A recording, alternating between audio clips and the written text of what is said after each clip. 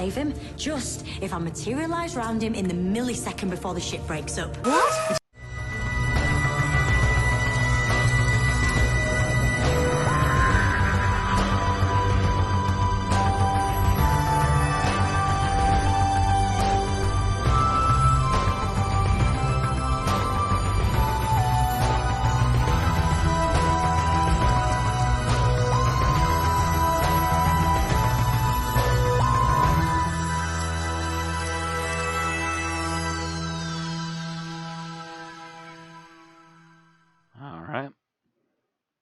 Poor Edric. Welcome, Alfred Hitchcock, James Nguyen, and Rick Rosenthal, I guess. This is episode 340 of An Unearthly Podcast, streaming live on the 5th of February, 2020. And tonight we feature Praxeus, written by Pete McTighe and Chris Chibnall, and starring Jodie Whittaker as the Doctor, Bradley Walsh as Graham O'Brien, Tosin Cole as Ryan Sinclair, and Mandip Gill as Yasmin Khan. I am Bill Sylvia, the Man in Black, and my Black Mirror class is slowly causing me to lose even more faith in the future. With me are Randy Ronson McCulloch. The coronavirus has reached Madison. Mad Matt Winchell.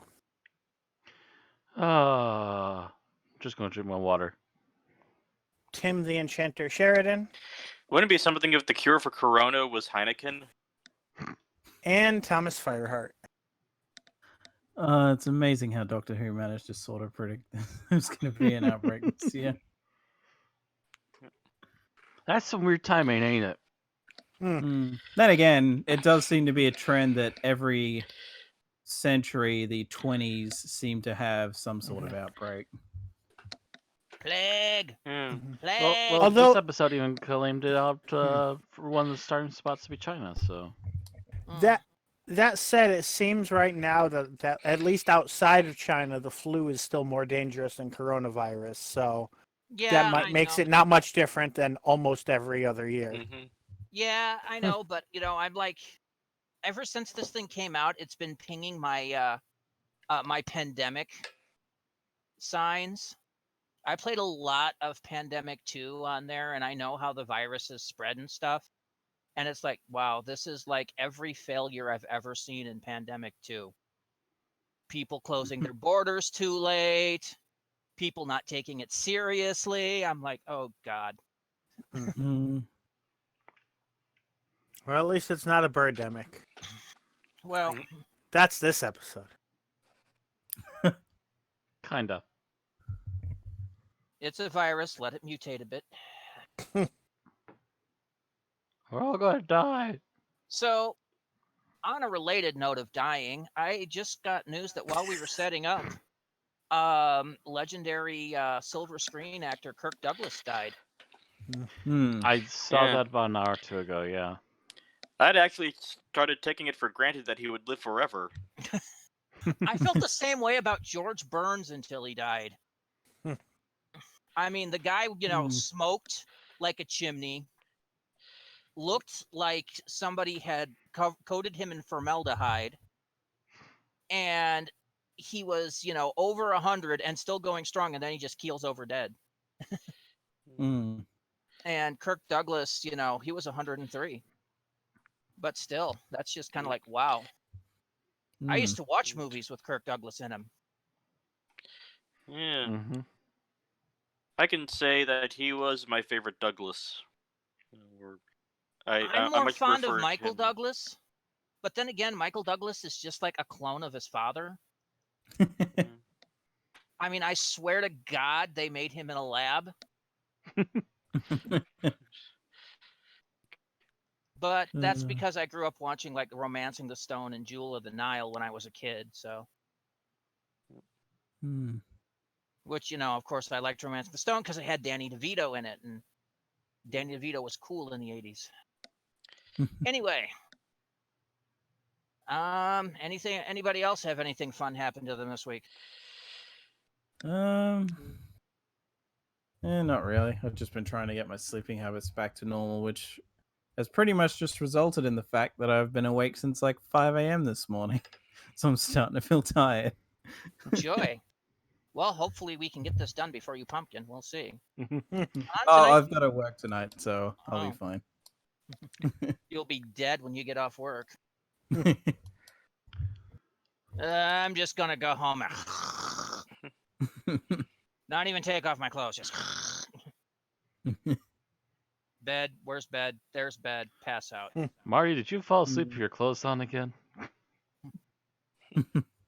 Anyway, on tonight's show, we have news and birthdays, Geek Talk. I have a little something I want to rant about. On topic, we have Yay. a review of Shame, Shame. and then our episode summary, our review, our final thoughts, and our ratings. So let's get into birthdays. The first one we have is the 1st of February and the birthday of Elizabeth Sladen, best known as Sarah Jane Smith, from 1974 to 76, 1983, and 2006 to 2011. You know, that's kind of interesting. She actually played Sarah Jane longer in New Who than she did in the original run. Funny that. Oh my. She would have been 74, but she died in 2011 at the age of 65, known as the black year for Doctor Who. Yeah. We better freaking get some sort of a tribute episode next year, I swear to God. Because it'll be the 10-year anniversary of her death, so it's like, yeah, I know. hey. I don't, but they've never really marked deaths like that in Doctor Who. No, they Because, haven't. you know, they'd have to do that one, and they have to do the Brigadier the same year. Yeah, I don't think they've ever done anything like that for Troughton or Pertwee either. Or William. Anyway. Right, yeah. 3rd of February was the birthday of Warwick Davis, known as Porridge in the episode Nightmare in Silver 2012, but better known as Wicket in Return of the Jedi, and Professor Flitwick and Griphook in the Harry Potter films. I believe he played an Ewok in Revenge of Skywalker as well. I don't know. I haven't even I seen believe he played Wicket again. Also, he was Willow in Willow. Yes, I Yes. know, but that's kind of a one-off. Also, he was a one-off character in Phantom Menace, and he was the same character again in Solo. I was trying to keep it basic. You know us, nerds. Anyway, Because if we don't keep it basic, it'll result in Matt naming all the Leprechaun movies. yes, let's not. Let's not, because I'm trying to keep our news down to a short period of time. From Except the hood. you assholes keep making it longer. Anyway, Warwick Davis turned 50 on the 3rd of February. Then we go to the 4th of February and the birthday of Peter Butterworth, known as the Meddling Monk in 1965 in 2 serials. He would have been 101, but he died in 1979 at the age of 59. The 4th of February is also the birthday of our own Mad Matt Winchell. Yay. Yay, happy birthday. Happy birthday. I don't have a picture for me, but I can just click on this. Hello. Yeah, you left him off the list. No, he's on the list. Where? Oh, I see. Never mind. Okay. Yes. It's because his name is not Flush Left. He has his own little, entry dot, so, Mm. he's a listed item on the thing. You're just blind. I am. I need new glasses. So do I. I can still see it.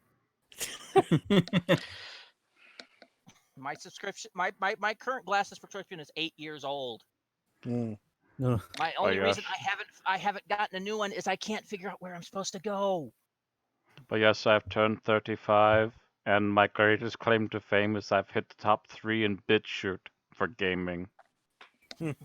He also, Awesome. in mark of his birthday, shaved off his beard, which Oh, had gotten hella long.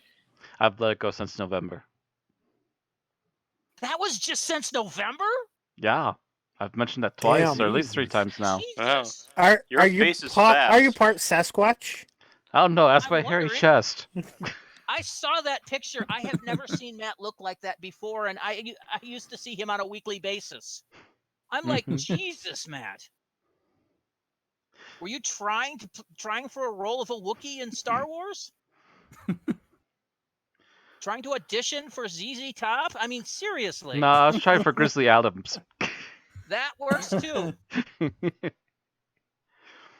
Basically, that was the reason why I was letting the beard go, is because winter weather in Wisconsin sucks ass, especially when you have to clean snow. Yeah, I'm the same way, but I have to trim mine after a while because it stops growing down and starts You growing don't have to out. clean the snow. Now who's making the news long? Anyway, you are correct. Still, it's very rare that one of our own has a birthday. True. We prod. All right. Anyway, that's it for birthdays. So we're going, of course, to our rating, our current episode, previous episode ratings. Mm-hmm. Okay, so overnight figures for Praxeus are in, and it was watched by a total of 3.97 million viewers, a drop of about 0.24 million from last week. This equates to 20.2% of the total viewing audience, and it was the fourth most popular show on British TV Sunday. God, it Doctor must have Who- been a shitty week for viewing on Sunday. I mean, the previous episode was, 250,000 higher and was number 6. Right. Wow, yeah, People that must have getting been pissed about crazy. Brexit Day, I Low guess. numbers Or last week. everybody was watching one show. They don't watch the Super Bowl over there. No, Mm. no, Oh, no, sad, no. no. There was not. There was the BAFTA Film Awards, which is later mentioned, but Mm. I don't That's a think that was maybe. at the same time. Mm. Anyway, yeah. go ahead. So Doctor Who was again beaten by its direct ITV opposition, Dancing on Ice, which had 4.49 million viewers. The number one show that day was called the called the Midwife? The Midwife, yes. The Midwife. the Midwife. We're whittling the knife. It's called the Midwife with 6.15 million views. Just can't help myself now. Anyway. Let it go. Just let it out. This is not They Frozen. usually flood my words that bad, but anyway. Country File was the lead into Doctor Who and had 5.07 million. The BAFTA Film Awards had 3.03 million watching. ITV's best competition was Vera with 5.43 million. We should have final figures for this episode next week. Okay, so yeah. What the hell? I just don't get it. How it could lose that much and still be number 4. Yeah, that's People that's were not some watching weird TV numbers. is They're- what they're- it says. yeah, people were gone that day, apparently. Except some of the viewing figures for some of the other shows were up. Yeah, people were just gone. If the other numbers were up and Doctor Who was down, but it's still placed higher, people were just not watching. Unless there was like a major event happening on Called a Midwife or something, but I don't know if it's a direct competitor time-wise. I doubt I it. don't know No, either. never mind, it's BBC One, so it wouldn't have been a competitor. No. Nope. Right, Doctor Who is still on BBC One, right? Yes. Mm. Although if the ratings continue to keep declining like this, I wonder if that's still going to be the case. One does start to wonder. It's starting to plummet. Starting to get some of the worst ratings it's ever gotten in the entire run of Doctor Who. I almost Yeah, kind of I've- wonder what would happen if they just moved it back to its usuals to slot Back it to on Saturdays? Yeah. Wasn't it Mondays? Only briefly in the 80s. Ah, I would also add that if the usual extra numbers we get for the completed for the week for the 7 days is like it's been for the rest of this season, it's gonna be lucky if it even touches 5 million. That one's going to be real tough to even get more than 4.5. Yeah. Anyway, speaking of which, yes, the final ratings from the Broadcasting Research Audience Board (BARB) are in for Fugitive of the Gadoon. Officially, Gadoon has 5.57 million viewers in the UK, a rise of 0.37 million. 5.42 million watched the episode on a TV set, 73,000 watched on their PC, 43,000 watched on a tablet device, and 38,000 watched it on a smartphone. That makes this episode the 8th most watched show on the BBC that week, and the 23rd across all television. It had a 24.5% share of the total TV audience. It did beat out its opposition on ITV, Dancing on Ice, which totaled a flat 5 million viewers. The Yay. week's top show was BBC One's Call the Midwife, with 8.31 million watching. The AI for Gadoon was 83, 4 points up from last week, and 1 point over the Doctor Who average of 82. Okay, I would like to clarify something that whoever said this last week was right. Apparently, the news of John Barrowman being on Jadoon was leaked about noon. I remember London that was time. something I theorized. I can't remember if anyone else said before me. Yeah, Which I thought... explains why it was up while the episode was still airing. Which means I just people thought heard- that they had like typed as fast as possible. No, but yeah. About noon there, somebody leaked the fact that John Barrowman was going to be playing Captain Jack on that episode, which does account for the increased rating. Because people are like, ooh, John Barrowman. Captain Jack is back. All right. Yeah. And then the people who didn't see that got it spoiled on Twitter, so we're like, oh, I guess I should watch this now. God damn it, guys. Yeah. All right. Which means now every episode is going to be, no John Barrowman, worst Doctor Who episode ever. Yeah, you got to say that right. Worst Doctor Who episode ever. You got to sound like the comic book guy from The Simpsons. I've never been good at impressions. Worst comic book, worst Doctor Who episode ever. Anyway, moving on to future episodes. All right, so we have some new images for this coming Sunday's episode, Can You Hear Me? As well as a synopsis, which is as follows. From ancient Syria to present-day Sheffield and out into the wilds of space, something is stalking the Doctor and her friends and infecting people's nightmares.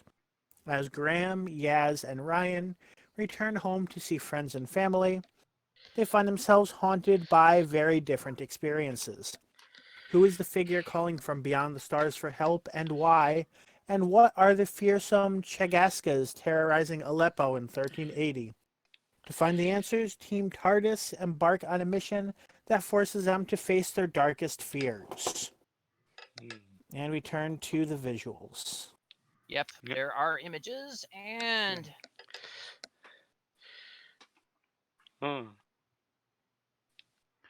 Let's see.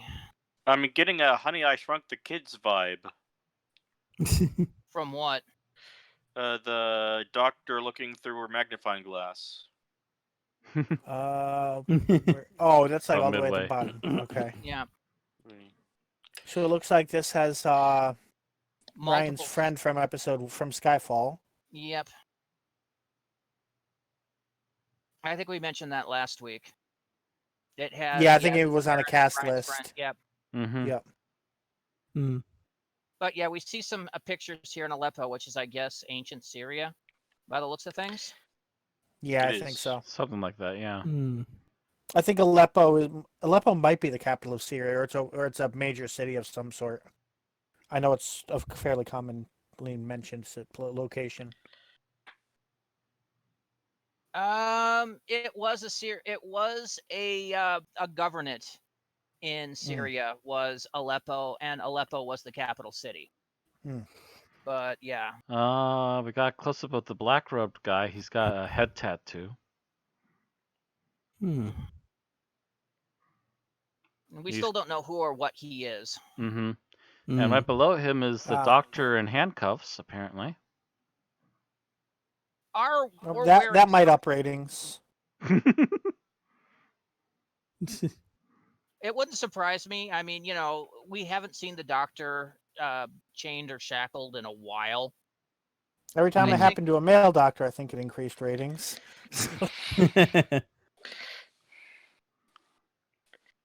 We don't see the other one, the blue one. No, we do not. Apparently they're keeping that one under wraps. They're still technically keeping all of them under wraps. We don't seem to have an official name for them yet. Well, unless Spy and Spy.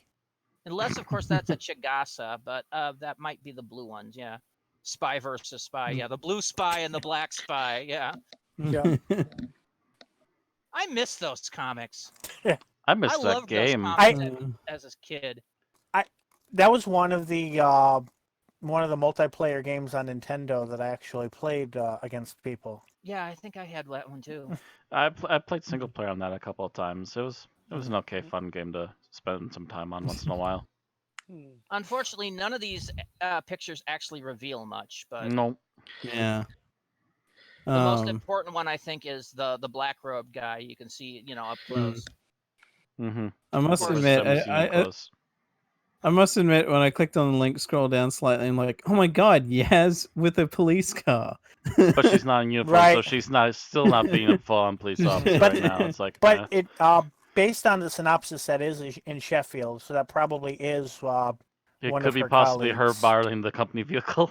Yeah, or it could be her boss. Like, okay, so you're back to work now, right?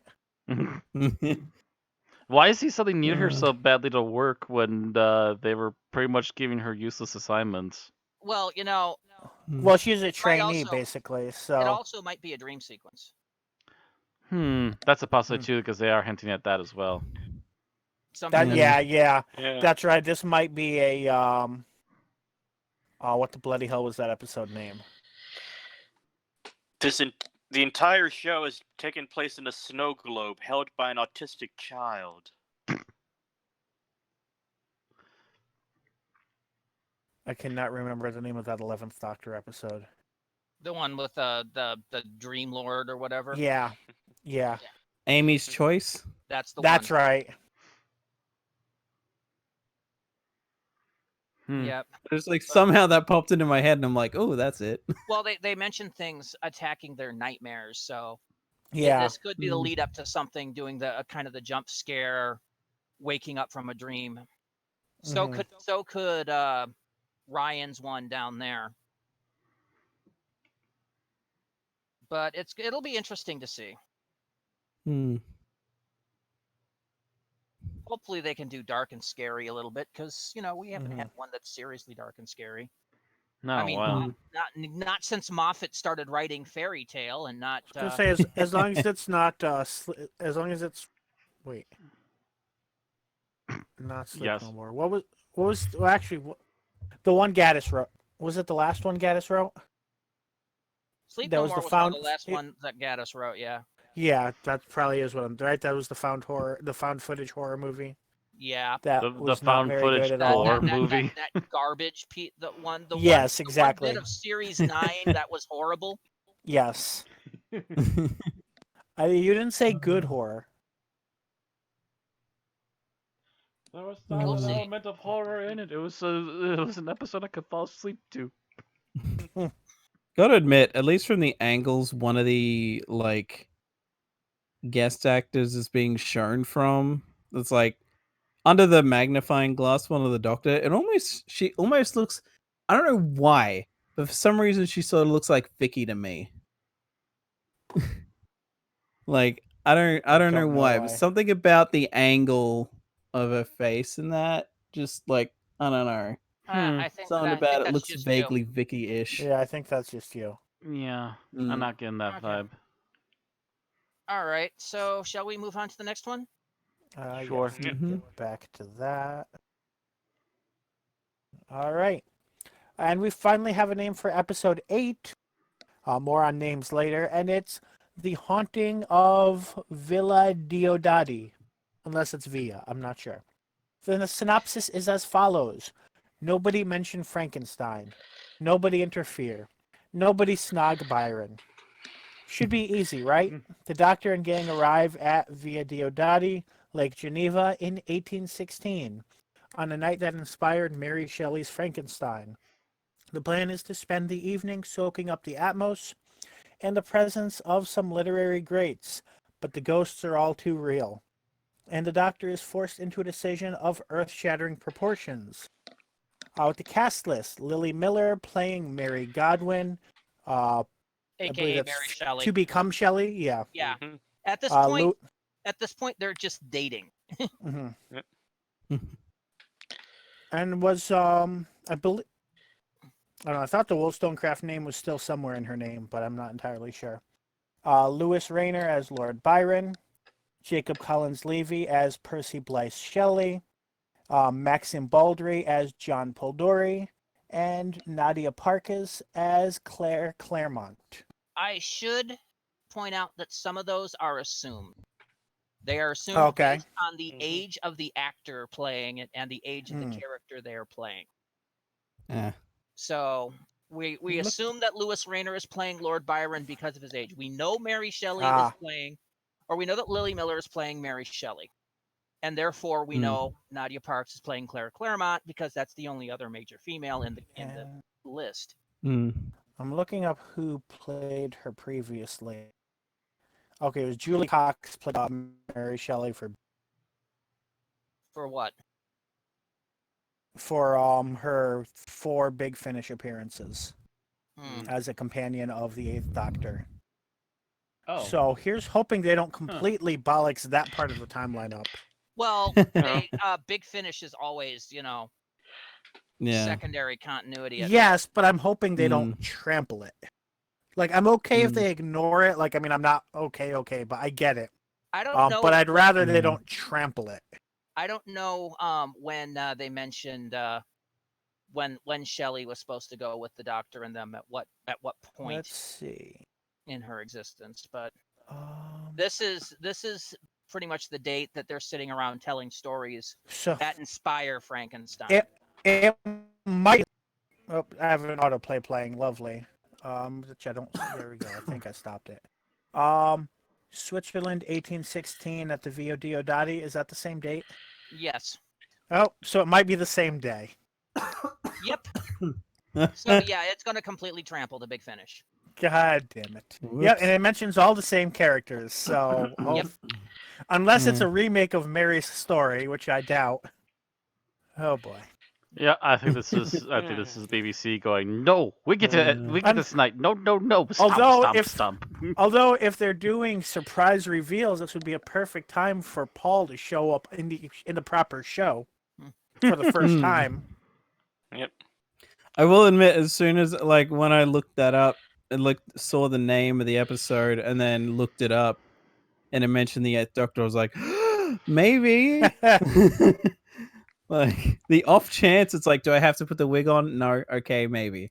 Do I get to have the leather jacket, or are you gonna make me dress up all fancy? Like, we'll let you have the leather jacket. Oh, sweet, yes. This kind of makes me feel like I need to download Mary's story just to do a compare and contrast.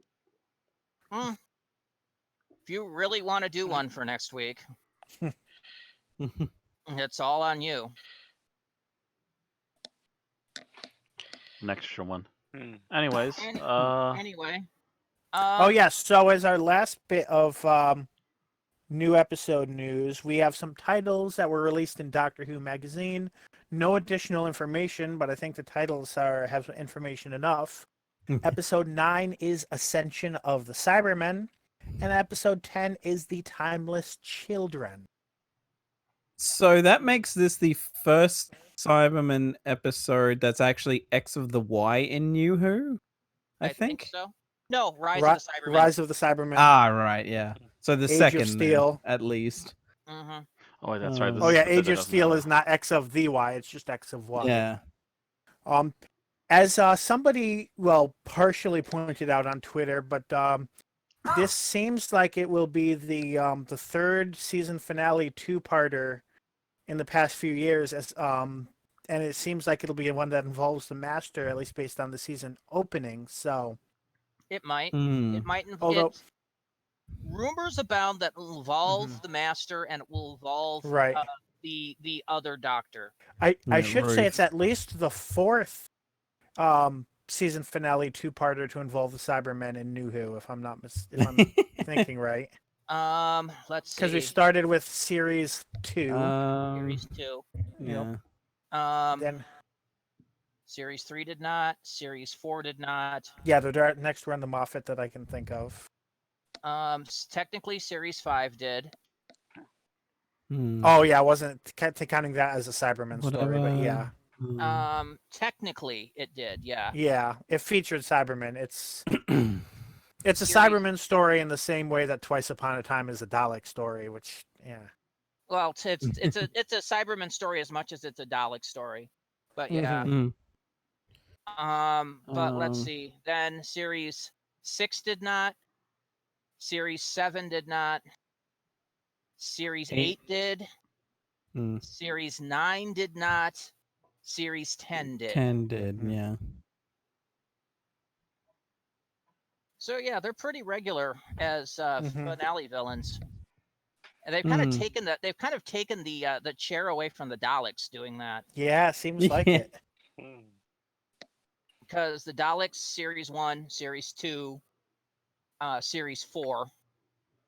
And then I don't think the Daleks have had Series not. 5 if you're counting Cybermen. oh yeah. Yeah, that's funny because like with Series 7, they opened and then that was it. Mm-hmm. And Series 8, Yep. Series 8 was like Yeah. 2-3 episodes in. Series 10, they were in the first episode again and then didn't show up again. And even then, that was only just sort of. It wasn't They a were Dalek the New episode. Year's special 2019. Mm-hmm. Yeah. Yeah, we'll see. Rise of the Cybermen. Rise! But yeah, Ascension of the Cybermen. Fly, that my obviously Cybermen! has something to do So- with what Captain Jack said in Fugitive of the Jadoon. That- It did just occur to me, it would be really interesting to find out that the Cybermen inspired Frankenstein. Eh, I would think it might be a bit overhammy, but we'll see. Depends on how they do it if they actually do go that route. yeah, if they're making 8 a lead-in to 9 and 10, Right. it's possible. We'll have to see. Although though. I- We're- Although I think what's that? I think if Mary Shelley was staying for the rest of the season, we'd have found out by now. Actually, maybe Yeah. not, because I don't think we've seen any cast list for episodes 9 No, or 10. we so- they are hiding like No. literally everything until the moment up, Yeah. and then they're even still hiding guest Yeah. appearances. she's in a box with John Barrowman and the Master. No. That's a very tight box. No, that's a very provocative scene. It's bigger on the inside, Matt.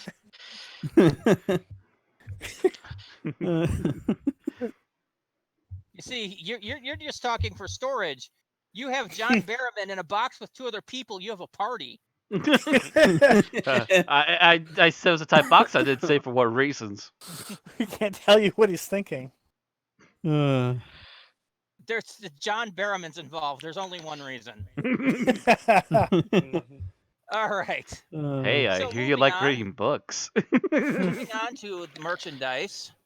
Merchandising. So, need a little more Doctor at tea time? Was Christmas not Who enough?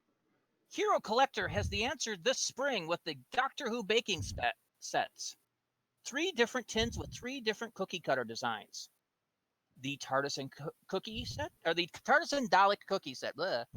Now I'm doing it, Thomas. With a TARDIS and Dalek cookie cutters, a Doctor Who apron, and a recipe icing booklet. The Tea Time Lords cookie set with a 10th, 11th, 12th, and 13th Doctor cookie cutters, a Doctor Who tea towel, and a recipe icing booklet.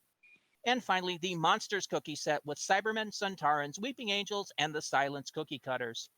And again, a Doctor Who tea towel and a recipe icing booklet. This is coming sometime this spring or summer. Yes, it's the Doctor Who baking cookie tins. I'd get it just to give me a reason to make cookies. I mean, that's very British. Yes, thing it to is. do. Yes, to have little Doctor Who cookies for your Sunday tea right before the episode. Yes. Oh gosh, now you're just giving me ideas. All it needs is a Because TARDIS now I'm tea thinking I have a infuser. shitload of tea downstairs. If I had some cookies with my tea while watching Doctor Who. And finally, our last piece of news comes from Big Finish, a new release. Just in time for Groundhog's Day, Joe Jones, nay Grant, experiences Groundhog Day. Yep, it's one of those time loops. How does the 11th Doctor get her out of it? Short Trips, The Infinite Today by Sharon Bidwell, performed by Katie Manning, is available now to download from the Big Finish website for just $2.99. I'm curious if that's a direct sequel to the Sarah Jane Adventures episode, or like how or why they're doing that. I'm not sure how or why. I know that she's on a plane. She's trying to go from London Gatwick to Mexico. And every time the plane lands, she's back at Gatwick with the same people all over again. Oh god, it's Time Flight. Oh. Nope. Eject. But yeah, it just reminds me of those freaking commercials with Bill Murray recently. Yeah, that just came up for the Super Bowl. Yeah. Where he's waking up and he's in Groundhog Day again. And he's just like, oh no. And then he sees this Jeep and it's just like, that's new. And then the rest of the thing is him stealing the groundhog and going off for these little trips constantly in the Jeep. I don't know where the Jeep is. I was just following you. Yeah, it's a great little commercial, but yeah, it just reminded me of the Infinite Today. Just reminded me of all that. Anyway, that's our news. Next is our Geek Talk. It looks like I'm up again first because I'd like to talk a little bit about Star Trek Picard. All right. As you know, Star Trek Picard just premiered on CBS All Access, at least domestically. I think it's on Netflix or Amazon Prime or something worldwide. 2 episodes are thus out, and I've seen it. And thus far, I'm liking it. All the questions is, what continuity it is? No, it's in the next-gen continuity. It is happening in 2399, so about 14 years after the events of Star Trek Nemesis. Picard is dealing with the loss of data from Nemesis, and he wanted to run the rescue attempt to save the Romulans from the world being destroyed that we saw in the 2000s Star Trek. Anything about the disappearance of Spock? No, not yet. Anyway, the fact is that the rescue mission had a disaster happen, and at the end of it, he resigned from Starfleet because basically conservative elements of Starfleet basically said, no, we're not helping them, and he resigned in protest of that. But now things are coming up that's flashing back to Data, and he's feeling the need to step into the world again. So far, it's been really good. I'm liking what I'm seeing. I'm liking the fact that it has a more of an action-y feel. More of a J.J. Abrams movie action-y feel, but that's fine. This is not the same Picard that was the captain of the Enterprise, because this man has been broken and is only now starting to rebuild himself. He's been wallowing in self-misery for a decade and is only now starting to rebuild himself.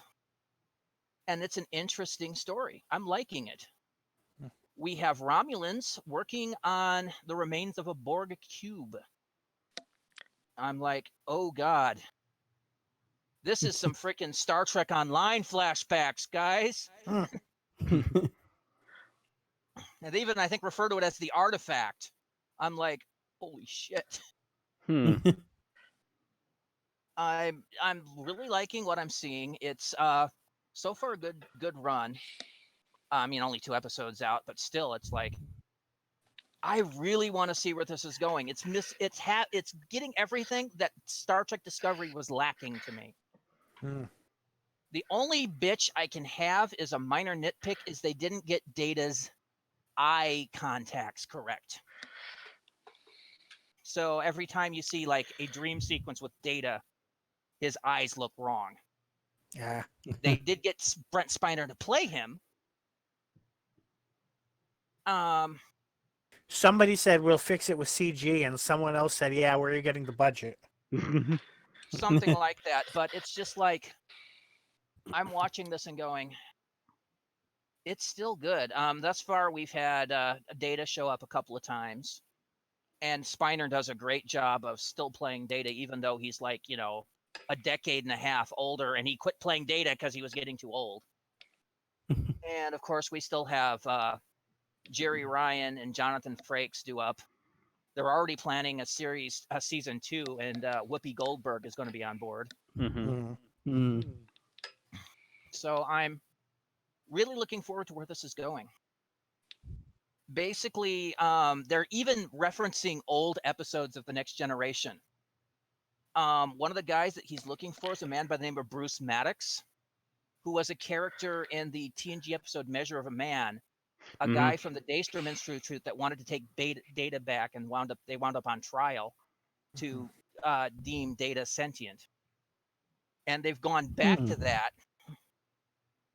And apparently Bruce Maddox has made some breakthroughs in synthetic technology. But he's gone underground, so it's interesting. Yeah, I haven't caught what happened to Max himself. He just seems to have disappeared. Yeah, he's off the grid. Mm-hmm. Because the synthetics that he was making were basically hacked and wound up causing the event that caused the disaster that scrubbed the rescue mission. And because of that, synthetic research was banned in the Federation.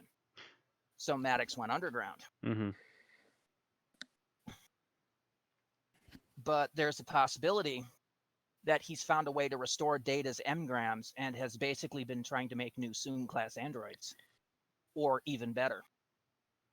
So that's what Picard's out looking for. So I'm finding this all to be really awesome, because they are playing all these little references to the old TNG episodes and everything, and it's just really cool to me. So yes, I highly recommend that you watch this. All right, next. All right. Okay. I finally, it's so funny. Like, as far as I can recall, I did get the remake of the Switch remake of Legend of Zelda Link's Awakening when it came out. And I played it for a while when it did come out. I got to like the final boss sort of thing, and then just kind of stopped playing because I like started grinding for stuff. And then the other day was like, I was pretty much at the final boss, and some stuff I wanted I can only get after I finish the game. So screw it. And I just went through and finished that, which is the only reason we're talking about it this week. But yeah, I can't compare it to the original version, which was like what, on the Game Boy? Game Boy, and also got an upgraded release on the Game Boy Color with an additional dungeon. Yeah. So yeah, I can't compare it to that, but as just coming in blind, I really enjoyed this. It was a lot shorter than the previous mainline Zelda game that I'd played, which was Wind Waker HD on the Wii U. So it's a lot more streamlined than that, just by virtue of the fact that it doesn't take forever to get everywhere. Yeah, well, you are dealing with what was essentially Game Boy style technology, so they had to reduce the map to fit in a Game Boy cartridge. This was a remake, not an expansion, so they didn't add more to the map. Yeah, I mean, like, they have like a sort of dungeon makery thingy in it. That's right, they did have that, didn't they? Yeah, which I think was their conceit of like, well, people like, maybe if this gets popular enough, we'll make like a flat out like spin-offy thing. It's like a Super Mario Maker type thing, but this was like their conceit of like, well, we probably don't want to do that yet, so here you go. Which I haven't really dabbled with that too much outside of like, I think there, like, you get some challenges to do it, like within the actual like game itself, is like, make a dungeon that fits within these parameters or has these amount of these specific tiles fit this, whatever. Which was interesting to do. But yeah, otherwise the main game is very fun. I honestly love the music in this. I honestly really also like that, even though they could have gone out of their way and made the animation and like made the character designs in that more modern Zelda, or like basically just the Toon Link type deal from like Wind Waker HD and stuff like that. But I kind of like that they went with such simplistic designs, like heavy air quotes simplistic, because it just fits. It's like, okay, yeah, this is an upgrade of a Game Boy era game. Let's still make it kind of simplistic-ish with the character design, because why not? It kind of fits. Actually, I do. From what I've seen just of the cover, I like the art style better than Wind Waker, to be honest. It's 6 of one, half dozen of the other. The one thing that I don't like about this is one of the things that they did with Link's eyes in Wind Waker was make him very expressive. And here, from what I can see, it just looks like his eyes are just two black dots in this. Yeah, his eyes are basically like two black dots and like a black mouth, and that's it. I'm still fine with that. Which is like, it's fine, it works. I mean, he doesn't really have to do much emotion wise, but yeah, of course that is like, you know, Wind Waker HD, yeah, like when you're taking photos of yourself you can pull weird faces and stuff, but yeah. I also, honestly, is so funny because at the beginning for the art, when you start the game up, and then at the end, I won't say what happens at the end, but the idea being the only true cutscenes you get in this are anime styled. Like, so it's very like true with the original. Yeah, and it's just like, and like when I finish the game and they're like the kind of the end thing is playing and whatever, it's just this like goes back to the anime style cutscene. I'm just like, yeah, so Zelda anime when?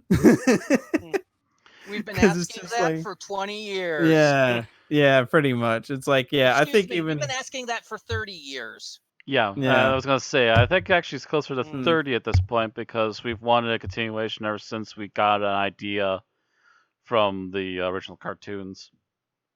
We've been, I think, ever since they came out with the Link to the Past manga, we wanted an anime. Yeah, because we got the Link to the Past manga in the Nintendo Power issues back in the day. Especially because it's like, if it's just anime, then they don't have to worry about outsourcing it to Hollywood. They can just keep it within Japan. And maybe it'll release on Netflix or something later.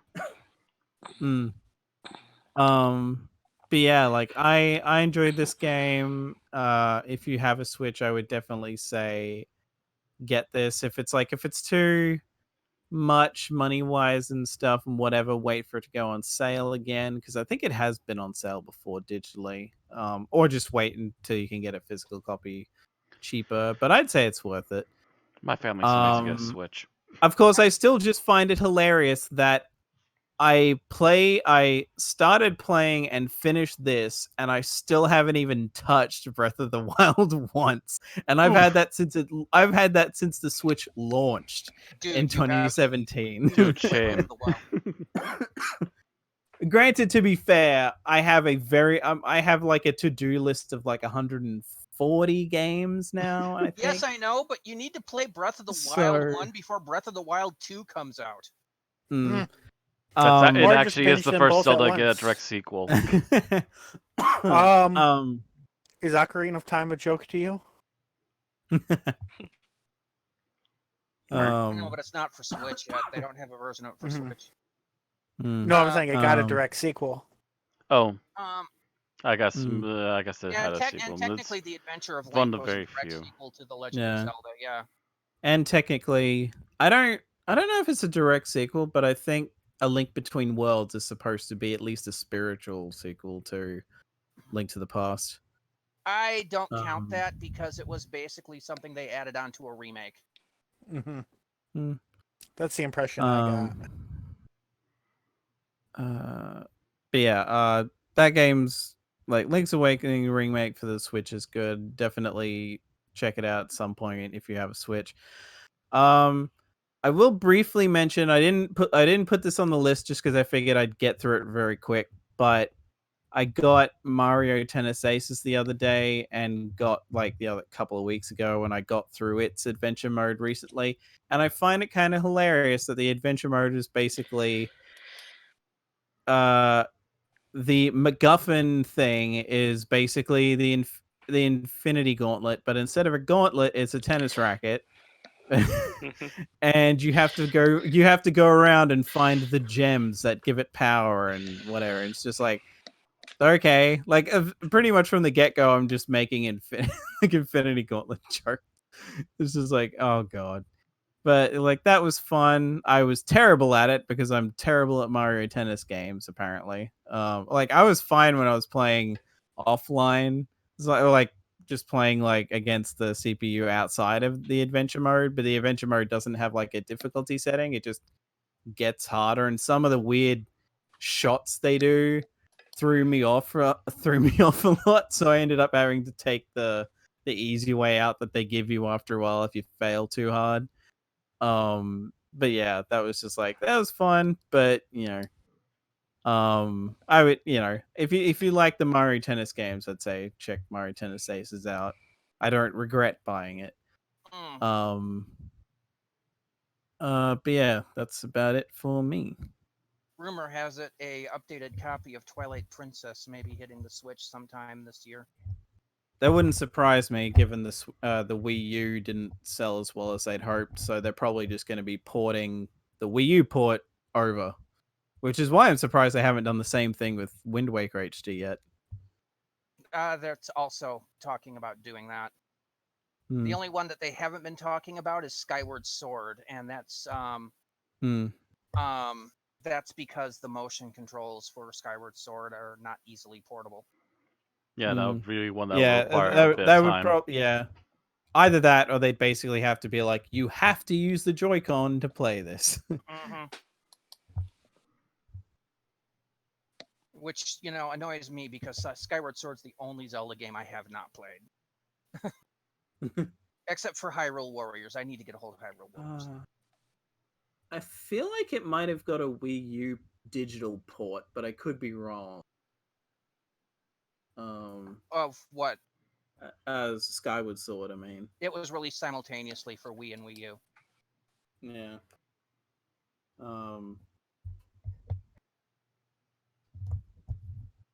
Because it's like the Wii U is the only reason I have A Link to the Past, because they had ports for a bunch of NES. Yeah, I had, and etc. games. I think I had A Link to the Past on Wii because of the Nintendo library, but not anymore apparently. I think I had Zelda and Zelda 2 on there too, and then they're like, nope, we don't support this anymore.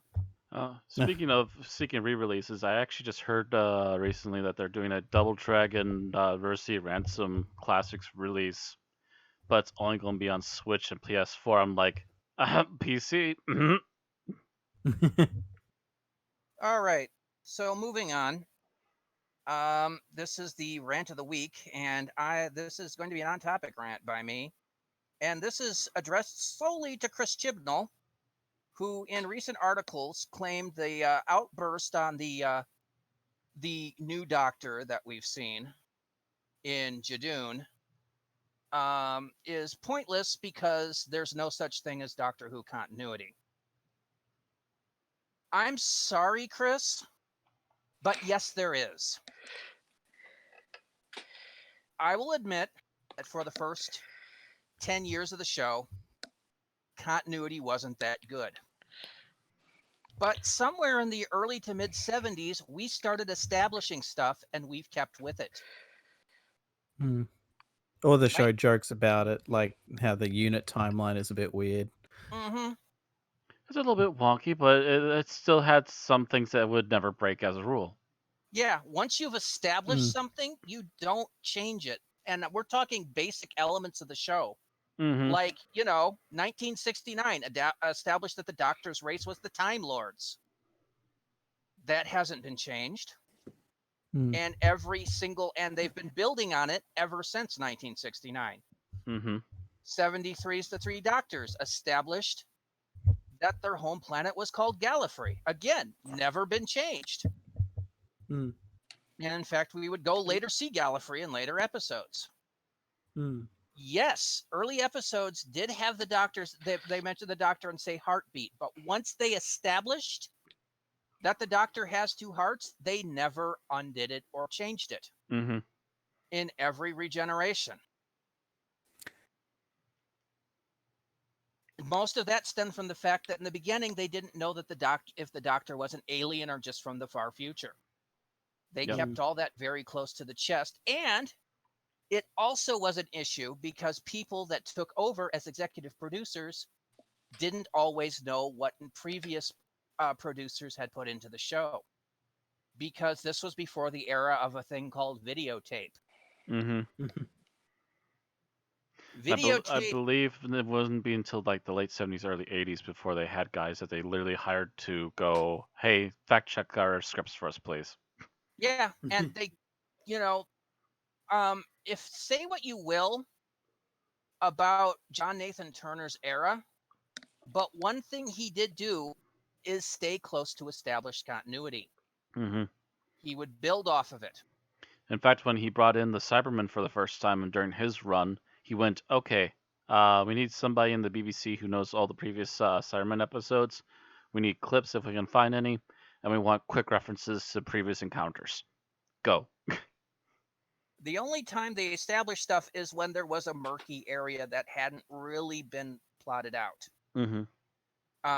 The gray area, of course, between 89 and 2005, Russell T Davies inserted the Time War. And a few things got retconned to be like early strikes of the Time War now that you look back on it. But it wasn't like they had the Time War plan going into the hiatus. But Russell T Davies ran with it, and the Time War has been an established event that has happened in all of New Who. You're not going to suddenly say, oh no, the Time War never happened. Now, they did undo the Gallifrey was destroyed, but they undid it in the show and did it in a way that the Doctor would have still thought that the Gallifrey was destroyed for his incarnations up till that point. Mm-hmm. So it was a change that made no difference to the past, but affected the future. And those kind of changes are fine. When you can change it so that it does not step on the established past and let you move forward into the future on a different course, yes, you can do that. Yep. There's ways to bend it without breaking the rules. So of you course, got something to work the biggest with. thing that established Time Lord continuity was The Deadly Assassin, 1976. Because that established what Gallifrey was like, what the people of Gallifrey were like. It established that the Time Lords only had 13 lives. It established all of that, and that's never been undone in Doctor Who canon. I think it established that they had a Lord President, didn't it? I think the Three Doctors because the may have done whole that. Either way, it was like because that I was think like there revolved was a around throw. I think plotting. that's the first time we've seen the Lord President. But I think the Three Doctors, there was a line, we need to inform the Lord President or something. Oh, like then that. maybe there was a line Might have about been. informing the president. Also, did the Deadly Assassin invent Rassilon? Or was there previous references? I think, yes, Rassilon first came out in The Deadly Assassin. Okay, so We didn't get to see we him announced until the him Five and Doctors, but- numerous artifacts named after him, yes. Mm-hmm. So obviously this guy's got to be important, so let's find out more I about think him. it also established that the seal of the presidency, Yeah. Yeah. which had been actually previously used on the planet Voga, but that's neither here nor there. I believe they tilted it sideways and painted it and just went, there you go. I think they might have even retconned it. That might have been a sign that the Time Lords were already there, maybe too. I forget. That was them reusing props. I mean, they can be The retconned. the honest fact, yes, it was just them reusing props and it looked nice. Mm-hmm. The fact remains that yes, a lot of the stuff has become established. And all the previous producers, instead of trying to just negate this and move on, have always played off of this continuity, and in doing so, established it as continuity. Mm-hmm. Which actually kept the fans going because the fans now had something they can follow every once in a while. Correct. Makes them invested. Fans like continuity because that means your show makes sense. Fans don't make fun of the sketchy continuity. They make fun of the wobbly sets. Yes. You want to go back to the wobbly sets? You know, every once in a while you question that. They make fun of the wobbly sets. They make fun of the bubble wrap aliens. Mm-hmm. Well, I think it was Mystery Science Theater in particular made fun of the sets. And I just remember a couple of episodes where they're watching a movie where they're looking through a hokey set and it's like, oh look, it's a Doctor Who set. People make fun of the screaming companions. That too. We make fun of the screaming companions. It's really goofy when they do that. Or the companions getting captured. Eddie Izzard was particularly fond of making fun of it. But nowhere have you ever seen them making fun of the continuity. No. Because the fans like the continuity. They understand that in the 60s, continuity was played a lot looser than it is today. If you look at Star Trek, the original series continuity versus Next Generation continuity. There's a lot more ground in the Next Gen. Yeah, they play things a lot more tighter in Next Gen because people were able to buy this stuff on VHS, record it on VHS, and look this up and make sure things were correct. Yeah. Were the star dates more consistent in Next Gen? Yes, they were. Actually, yeah, come to say that, I think I remember reading an article about how they finally stabilized. So. Yeah, they basically did. A number was climbing throughout production. Every now and then in Next Gen, you'll see a number go backwards slightly because they showed the episodes out of production order. But the number steadily climbed, and then they added another 1,000 for each season. I remember that. Yeah. Okay. Whereas the captain's log in the original series was all over the fucking place. Anywhere between 1,312 and 5,413. They didn't care. Captain's log. I broke my girdle and lost my toupee, and nobody likes me. But so yes, all of that stuff, all the continuity was established more, and they did the same thing for Doctor Who in the 80s when it became necessary because people were recording these episodes and going, hey, no, that violates what this said here. So yeah, which is why Battlefield is set vaguely in the future at some point. Because we don't know what the timeline's like, so screw it. We have to make it sort of future-y, but not really. So, yes, Chibnall, before you say there's not a continuity, look back and realize, yes, there is. And Chibnall should know better because I've actually seen footage of him as a child complaining about episodes of Doctor Who on British Broadcasting. He would know better. He's supposed to be a fan. It's by far not a complete continuity. Yeah. I mean, there are holes. Yes, Atlantis was destroyed multiple times. Yeah, there's some multiple wonky depictions of what inspired religious stuff and all this. But the Doctor's personal history, things indicative only to the show, once established, do not get changed. Apparently, sometime in the future, the Doctor is still supposed to become Merlin.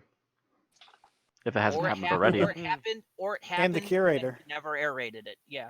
And they never It might have been a Big Finish. There's a story to hop up on. And yeah, as far as we know, the Curator could happen far in the Doctor's future. Possibility too. It would be nice if they do a short trip with the Curator before Tom he's Baker no goes. longer Yeah. able to record.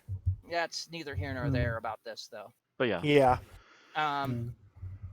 So yes, Chibnall, there is a continuity. And when you fuck with it, you will piss us off even more than you Yeah. already have. And if you piss us off, Yep. we'll stop watching. Like many people already have. Yes, Mm. apparently a lot of people are going to get really annoyed. All you need to do is look at the weekly ratings to know that people are getting pissed off and leaving. All right, so that's my rant. Yeah. Basically, now it boils have- down to this is Doctor Who, not The Simpsons. Yeah. Mhm. Yeah, Simpsons can do whatever they want. People have lost interest at this point. Anyway, next up is the review of Shame. Shame. And which right. story is this? That'll be Torchwood, Fragments, and Exit Wounds. Um, The first part being a clip show, the second part being a escalation / lead into the season climax of the ongoing story, as well as borrowing elements from that clip show to cause it to be more cohesive. okay, when the hell did we do this? That was the Cranium of Chibnall thing, I think. Yeah. Here we go. I got it. Season 11. Okay. I'm catching up. For the record, I was ready for this last week, but we kind of agreed that there was just too much to talk about. And we were right. Yes. Yeah, we barely made Yep. our time schedule. So as for this, I really liked it. It was, I say it's a clip show, but it wasn't a clip show of existing episodes. It was origins of the entire Torchwood team. And it was pretty much, yeah, I think it was all new. Like, we knew a little of Yonto's past, but not much. And I think it was all really done well. It really humanized the characters. Shame. This story also, of course, killed off 2 of those characters, which is why it was really important to humanize them. Shame. Which forever changed the future of Torchwood. My favorite scene, I would probably go with Jack's return, or I should have started with thing I like was the origins. Thing I dislike, I'm going to say the fact that I don't think they ever really explained how Jack was catapulted from the Dalek thing in the future to Victorian England, other than falling to Earth, but I'm not sure how that involves falling through time. I think he used the rift, but could be Yeah. wrong. Possible. I could kind of actually, yeah, it's because he ended in Cardiff, not England, Mhm. Wales. So I could kind of see that. My favorite scene would probably be them digging him up and being like, "What the fuck? Aren't you out on a mission?" And he being like, "Yo, lock me in the morgue," because it was just funny and it also helped advance the plot. And it was, it was a good way to tie in the disparate stories. Least favorite scene, I'll go with killing Tosh because it just seemed like it was added insult to injury at that point. I don't know if maybe she wasn't available for the next season, but She I don't wanted out. know. Yeah, but I wasn't a fan of that, and it kind of seemed like an inglorious death. Like Owen sacrificed himself in a major thing to stop a nuclear event, and Tasha was just I think she was killed in the base with her back turned or something.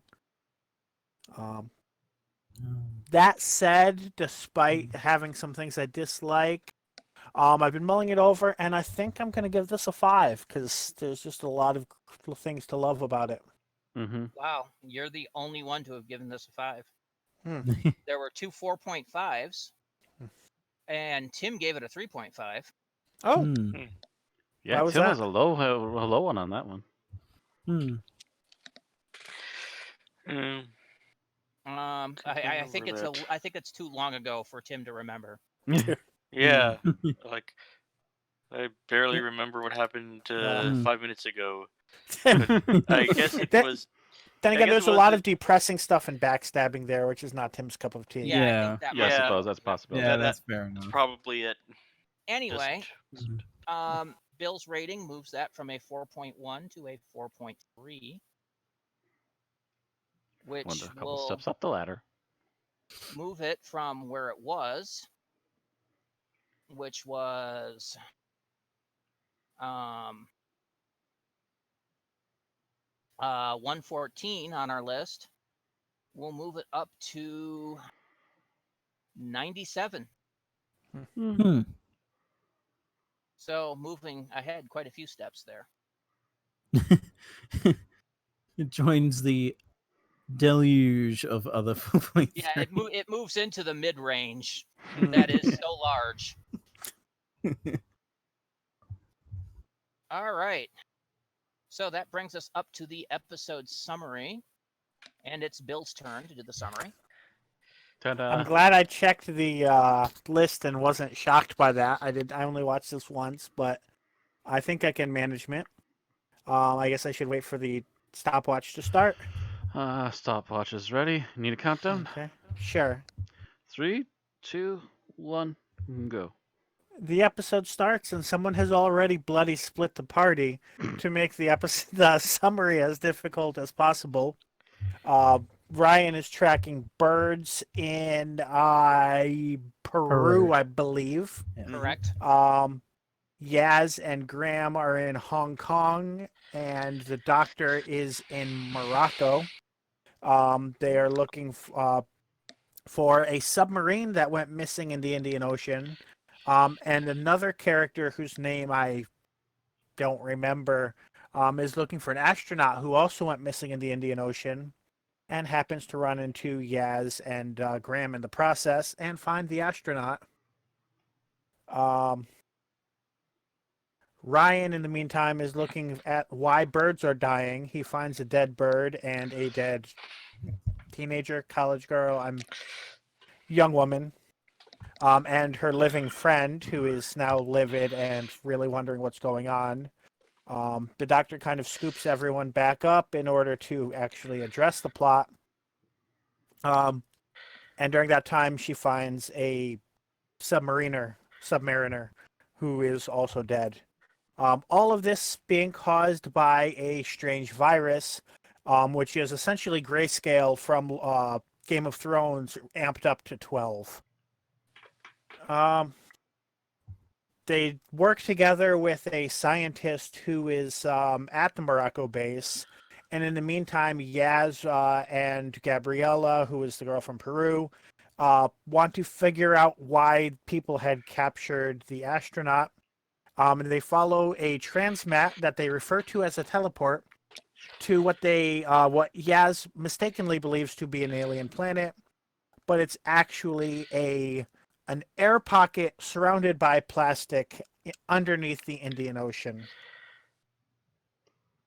possibly held up by an alien force field. They go back to Morocco, figure out that the scientist is an alien who was using Earth to experiment and stop this virus, which they refer to as Praxeus, which had already ravaged her homeland, and that her base is in the Indian Ocean, and she's the last survivor of said base. They all go there. In the meantime, they manage to cure the astronaut, realize that the only way to stop the virus from ravaging humanity is to disseminate that cure through the atmosphere. The astronaut's husband, I didn't mention that part, but yeah, that's who the random guy was. Sacrifices himself to fly the ship, but the doctor saves him at the last minute at the end.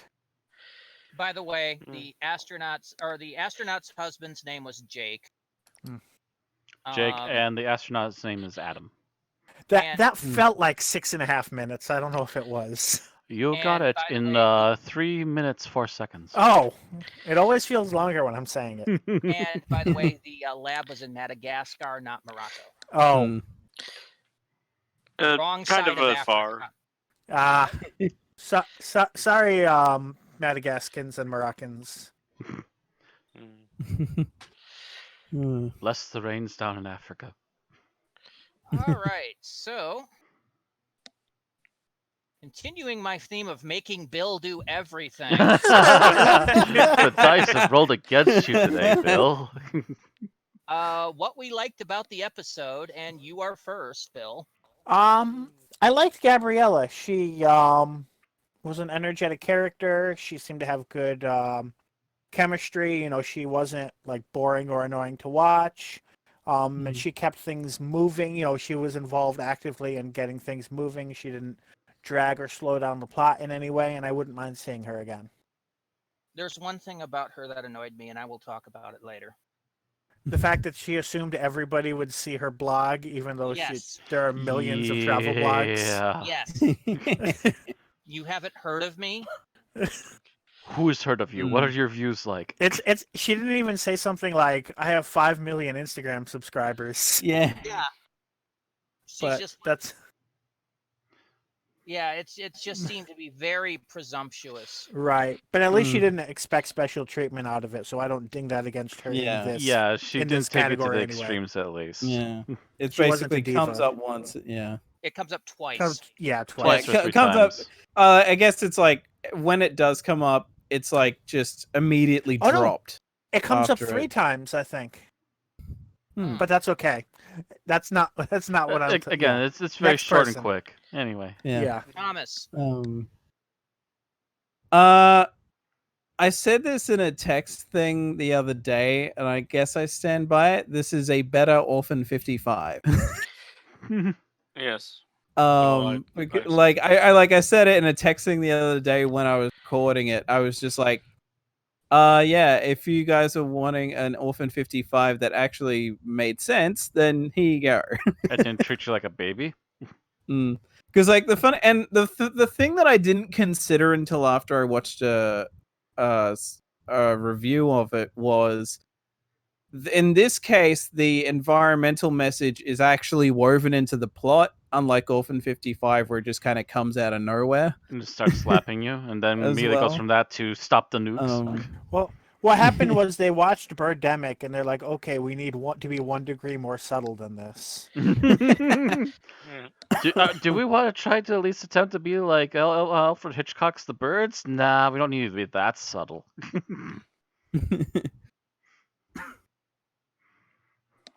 All right. I've never heard Alfred Hitchcock's The Birds described as subtle.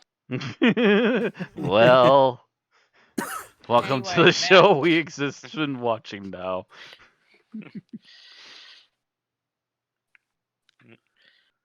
Matt. Matt? I'm up next. Okay, I did not hear that I was supposed to be up next. So overall thing I liked about the episode, actually I liked that the fact, actually, here's one thing I liked. I liked the amazingly I liked the gay couple actually in this episode. Oh yes. Yes, They actually yeah. had really very good well. chemistry, and they actually had a Well. good character arc for both of them. First of all, it was nice to see that written as high, not written as high. We're gay and we're in love. Yeah, there was actually some subtlety to the acting. They were written as a real Yeah. couple with real problems. Mm-hmm. Yeah. So And it's a Moffat didn't problem. write them. And it's a problem that, doesn't just apply to gay people. Mhm. Yeah, it's not just something that applies to them either. Mm. It's literally something that's just a constant issue sometimes with That's writing. an issue between any couple. Mm. Oh, the actual issue between them, yeah. Yeah. Any combination of people. Mm-hmm. Yeah. I was generally just glad that it's like the whole time I'm just like, oh god, is this going to turn into like, well, one of the gay characters has to die, and then they don't, and I'm just like, oh, thank god. That almost might like- be why no one died. It might have came up in the writer's room. Like, you realize what trope you're doing, right? Not necessarily, yeah, we but gotta it could have unpack been that. something that was braced up eventually anyway, either way. All right. But yeah, Jim? just those characters were probably the guest characters seem to be the best characters in this one again. Those two in particular, I'm like, actually, this is not a bad story. This is not a bad arc for these particular characters that are probably only going to be seen once, sadly. Yeah. I thought this episode was trying its best to like give Yaz something to do. Damn it! That was my other one. Showing a bit of independence for like wanting to follow up on things she discovered, and then Yeah. Apparently, they're classing Yaz as the smart one now.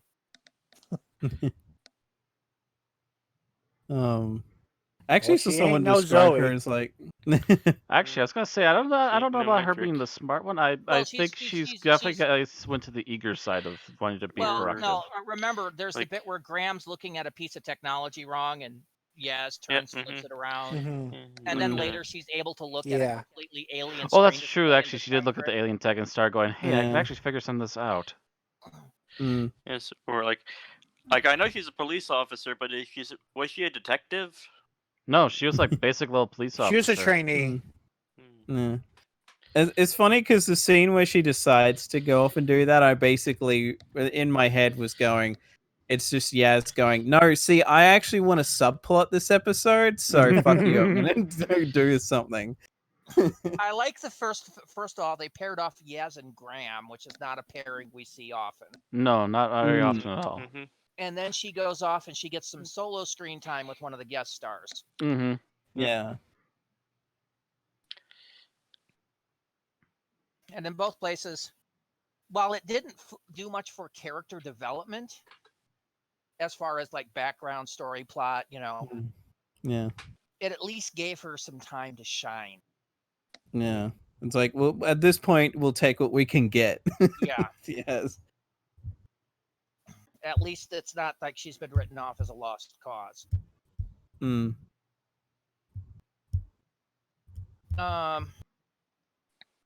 All right, so I guess what I liked, regardless of what you guys have been saying, I liked Graham in this episode. Yes, he was providing comic relief in the early bit, but he's the one that they're basically casting as the human wise character. Yeah. The equivalent of the counselor. Mm. Oh yeah. As a matter of fact, Mm-hmm. going back to my thing about the gay couple again, he's the one that consoles the officer for a few Mhm. minutes. Tries to dig in and gives figure out what them the issue is. advice. Yeah. So he's the one that relates to people on the human level. Mm-hmm. Mm. One that gets to, Mhm. hand out the advice to Yeah. put people back on track, and that's a good role for him. Yeah. Because the doctor can't do it because the doctor's busy being too alien to relate. Being alien and also trying to figure out what the main issue is. And So the other he's two the are- Nissa of the fifth of the big TARDIS crew. Yeah. in a way, yeah. Sorta. I'll also latch onto that my backup was that, in a way, I would argue that this is another episode that actually handles the three companion dynamic well. Yes. Not necessarily amazingly, but like it handles it well. Ryan kind of takes a backseat, but he still has stuff to do. No, he Mhm. actually had some decent stuff to Graham, do. He's the yeah, first like- contact with He had a lot in the beginning Yeah. of the episode. he had a lot at Yeah. the beginning of the episode. After that, he was the one to dissect the bird and wound up being the one to save the world. Yeah. Um, Yaz has her own subplot, and then Graham has stuff to do as well. So, like, despite the fact that this is a very crowded episode, they actually managed to make it work. Yeah, Ryan was highly functional in Act 1. Yaz was highly functional in Act 2, and Graham was highly functional in Act 3. Hmm. Kind of where it went. Although it was more like first part of Act 2, second part of Act 2 for the later. Yeah. And then Act 3, everybody got to stand behind the doctor. Mm-hmm. Act 3, the doctor gets to actually be the main character today. Thank you. All right, so what do we dislike about the episode, or Bill? So I'm going to kind of counter some of what you guys have said, because while it seemed like, and this is something we've been hypersensitive to all season, so that's part of why it's in it. But it really seemed like Yaz was going to be able to go off and have a subplot and do things, and then her subplot was, hey, I made it to a new location. Now pick me up so you can be in charge for the rest of the episode. And that's pretty much all she did. Kind of, sort of. She basically said a few lines that the doctor would have said in her place. Was wrong about the Indian Ocean, which that's fine. There's nothing there was nothing wrong with that bit. Because who would have guessed them at the bottom of the ocean? Pretty much no one except the doctor. Said the doctor who had the signals to know. Yeah. Yeah. So that part I had no issue with, but the fact that it went nowhere in terms of giving Yaz things to do after we've been saying, when will Yaz have something to do forever and ever? I was like, yeah, it's a little bit, but it's not enough, and she didn't do anything that any other character couldn't have done in her position. She didn't get a chance to do use her police skills, especially when we got that taste of undercover Yaz and Spyfall. That's what I've been waiting to see again, and it seems like we're never going to see that again. Yeah, pretty much, unless Graham and Ryan both decide to bugger off. So we just get only Yaz for a series. Or they get captured, maybe. Or at least if we drop Graham and have only Ryan and Yaz. Maybe. All right, Thomas.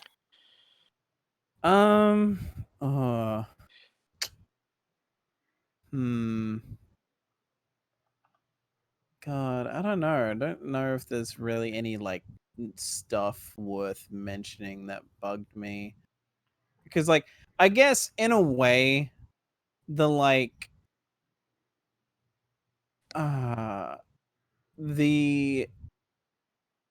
it was teetering on a thing that I liked and a thing that bugged me, so I guess just as a nitpicky thing I'll go for it. Even though it turned out okay in the end, it kind of bugged me that they were just kind of oh, maybe we'll kill one of the gay characters off. Which one is it? And it's just oh, fucking hell. Maybe that's just me, being an LGBT person, and all this shit happens so often. And it's just ugh. Although, to be fair, they killed off literally everyone else first. Yeah.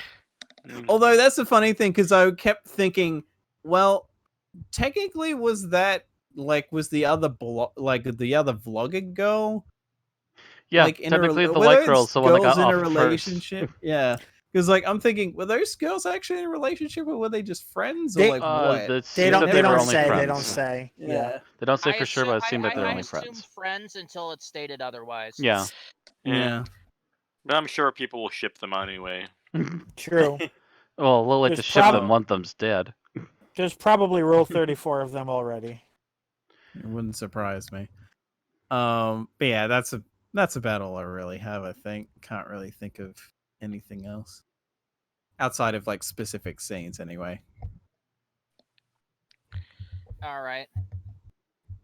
So, Matt. Okay, I'm gonna be borrowing this one. The visual effects were not that good. The digital visual effects, although, I will say there's a couple of prop ones that didn't work either. I believe we were pointing that out a little bit before we started. Steal my bitch about the animatronic bird. But I, to be honest, you can have that one, but I hated the digital birds worse. I'm sorry, they were like an advanced version of Birdemic. They were pretty awful. They looked more like insects half the time because they're so small in the distance. Well, in a way, I think that's why they're specifically in the distance, because they're we don't really have the money to do decently up close. So they're just a black cloud. Well, then why did you try pulling it off? Because I could literally do these particle effects myself. Just that they made them bird-shaped. The script wrote birds, and the visual effects guy did the best they could to match the script. Oh boy. Well, someone just used one plugin in Adobe it's also programs the BBC. And just went with it. It's also the BBC. They might throw more money at Doctor Who now than they used to, but it's always going to be some episodes will suffer effects-wise while more money gets thrown into other ones. See, what they should have done was train a troop of birds. Well, even having a small group of actual birds to move around and kind of semi-threatening people would have been more effective. Don't get me wrong, it's not as impressive as having a big group of birds, but if the big group of birds is going to look like a bunch of insects flying really high in the sky, then it's kind of pointless.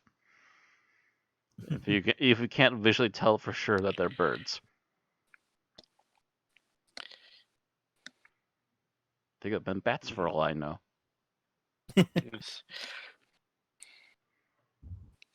All right. Tim, how about you? What did you not like? Okay, there were times when it felt like this episode was teasing me, like in the wake of Orphan 55, where it's like, oh, look, see, we can do a environmental message subtly, yeah, like, because no one actually ever stated and say, like, that unlike Orphan 55, the Doctor never just said, this is what's happening and what you're doing to the planet, She did literally at one point say, "You're poisoning your planet." You're poisoning yourselves. Yeah. She said both. Yeah. Yeah. It's just it never goes beyond that. Yeah. Like, How do you know we're poisoning the Like- plant? Maybe the plant just needed us to make plastic for it, and it's just gonna slowly And eat it just back up. the the visuals of like all the plastic and the birds and the and all the litter on the river and the lake and everything, was kind of okay, yeah, it's like you're veering a bit dangerously close to Orphan 55, but you're not, and it's like, yeah, we know we're You're doing at that least not face deliberately. planting into that same wall. Yeah. All right.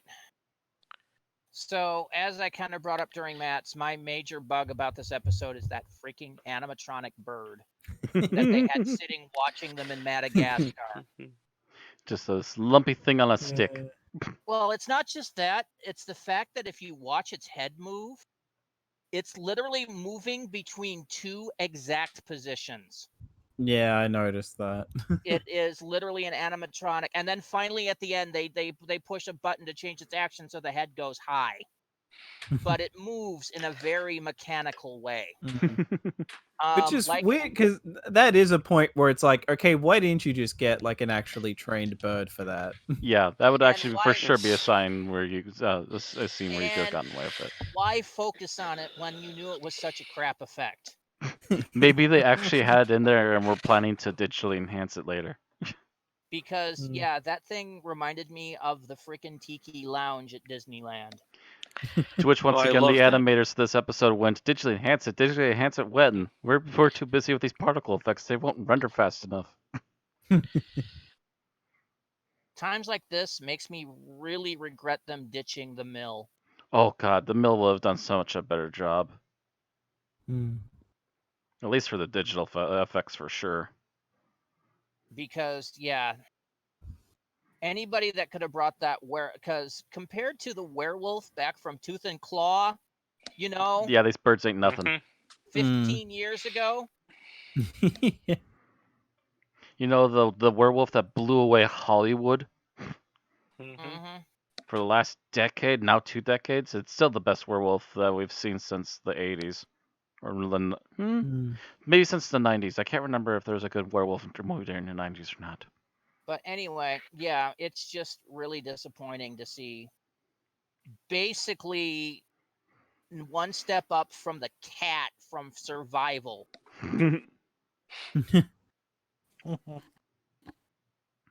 And it's been, 30 years since the cat from Survival. Yeah. All right. So, favorite scenes, Bill. So favorite scene. I was more focused on my least favorite scene than favorite scene. But I guess I'm gonna go with yeah. I feel like even I don't know if a scene really stood out as the best scene, but I liked the scene of Yaz just like galumphing off, like, yeah, we're going to transmat to wherever the fuck this leads us, and what's the worst that could happen? We die horribly, but it'll be an adventure. Not unlike the Goonies. That was fun. All right. Thomas. Well, I don't have to use my backup, so I'm going to go with my original. And that's specifically near the end of the discussion between oh damn it. We said their names earlier, but I've already forgotten. Adam. But it was Graham Graham Yeah, and Graham and the Adam. Oh, the no, cop not Adam. one. Jake. Jake. Jake, yeah, between Graham and Jake. Specifically because there's this moment, I don't remember the actual like dialogue, but he brings up something about married life or something like that. And instead of Graham actually saying anything, I was like, oh yeah, I know how you feel or whatever. It's just this look Yeah. that Bradley Walsh does where he's like, And it was it's a like response it's to it was something like it was about being married to someone so amazing or whatever. yeah. Mm-hmm. Yeah, and instead of actually saying anything, they give Bradley Walsh just gives this look Mhm. that's like, yeah, I know what you're going That through. was good. And it was like that was yes. If there had been dialogue there, it wouldn't have been anywhere near as good. But just that one shot is just like he starts kind of smiling, but then his face changes. It's like, yeah, that's great. Did he tear up? I don't think he teared up, but he did put on a serious "I kind of understand where you're coming from" face without actually saying anything. Yeah, he's just kind of sort of smiling and then kind of goes a bit somber. Mm-hmm. All right, Matt.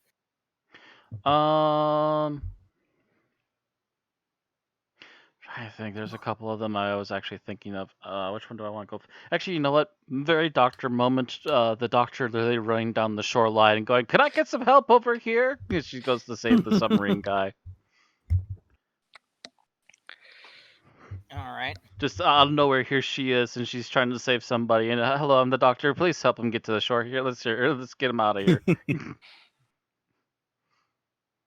All right. And everyone's just like, "Who are you? Where'd you come from?" No time for that.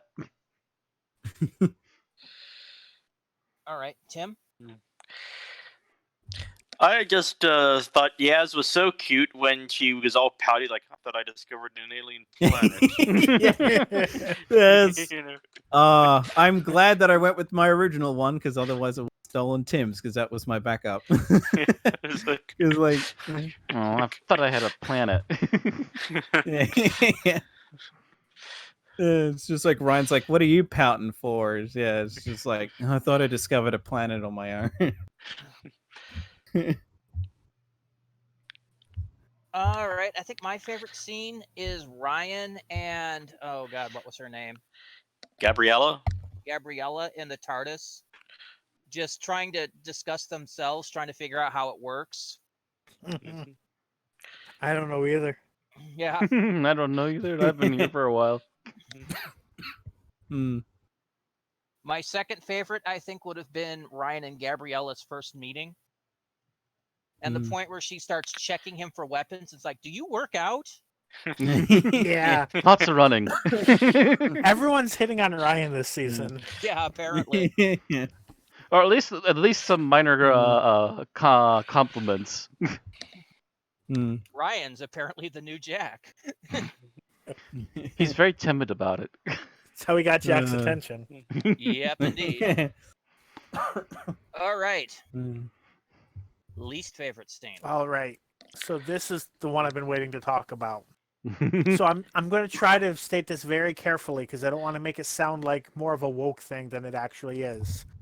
But so they tested this antidote on one person in one specific weight class with one specific hormonal combination with one specific diet and decided based on that this was a cure that would work for all of humanity, which has many different weight classes, numerous different hormone combinations, many very different diets. And I'm not a doctor, so I'm sure I'm leaving out a very important variable in there. But without testing any of those either, a sample of one, and just assumed that this one idea was good enough that they had the correct dosage for fucking everybody without even questioning it or even I hope it works. No, yeah, they're just that's it. That's the cure. We're good. We're golden. Bill? Yeah. Nitpick. Seriously. Yeah. because you're basically arguing with what's a sci-fi trope. Because if they had to go into that stuff, You would it bore would the be an normies to episode death. Yes. in its own right.